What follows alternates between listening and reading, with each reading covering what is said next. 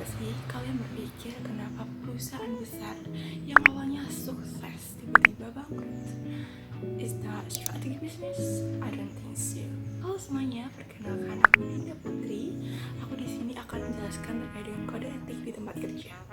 Oke, menjawab pertanyaan tadi, kenapa sih perusahaan kok bisa bangkrut secara tiba-tiba? Strategi bisnis mungkin bisa jadi salah satunya.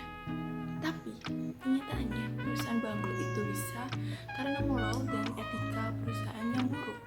Di era sekarang ini atau di modern ini, kode etik bukan menjadi formalitas tertulis, tetapi sudah menjadi fondasi utama atau acuan untuk perusahaan agar tetap bisa bertahan.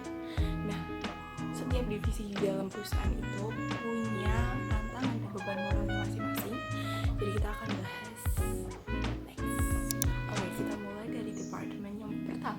yaitu departemen yang mengurusi manusia, sumber daya manusia. Ada HRD dan pemasaran. Nah, saat ini HRD itu punya peran sebagai mitra strategis, di mana karyawan tidak lagi dianggap sebagai mesin produksi, tapi juga dianggap sebagai aset berharga yang harus dijaga haknya dan dikembangkan karakternya oleh perusahaan. Selanjutnya ada tim pemasaran, yang dimana sebagai garda terdepan yang memikul beban untuk selalu jujur kepada konsumen, karena mereka harus menjelaskan produk untuk agar konsumen itu membeli produknya. Nah, jadi tim pemasaran ini selalu menghalalkan segala cara demi mengajar target jualan yang akan berpengaruh pada citra perusahaan dalam jangka panjang. Berbicara soal kejujuran informasi, hal ini tuh sangat penting atau berkaitan dengan transparansi data di Departemen Accounting atau akuntansi dan keuangan. Nah, seorang akuntansi itu wajib menyajikan laporan keuangan yang netral, akurat, dan bebas dari konflik kepentingan. Oke, lanjut. Di era digital ini, urusan transparansi data itu penting banget. Nah, dan juga sekarang ini menjalar ke Departemen Teknologi Informasi atau fungsi teknologi informasi.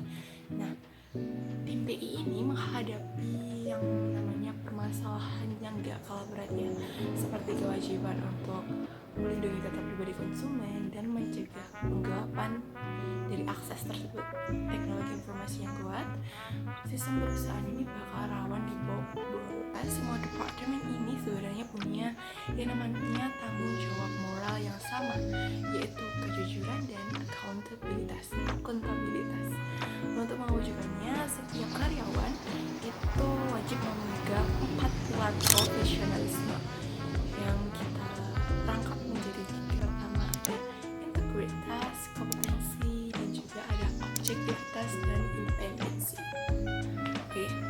Tapi pertanyaannya, bagaimana sih jika pilar-pilar itu runtuh dan kita melihat sebuah kecurangan di perusahaan atau di kantor? Is that good question? Setelah kita membutuhkan sebuah pengamanan yang namanya whistleblowing, atau kita yang melaporkan menjadi whistleblower. Whistleblowing itu apa sih? Whistleblowing itu adalah aksi melaporkan kecurangan. Jadi, oke, aku akan menjelaskan whistleblowing itu ada 2. Ada internal dan whistleblowing external. Apa sih perbedaan dari keduanya? Jadi whistleblowing internal ini adalah permasalahan yang muncul di perusahaan dan dilaporkan oleh karyawannya sendiri. Jadi misal nih, perusahaan tersebut memiliki permasalahan.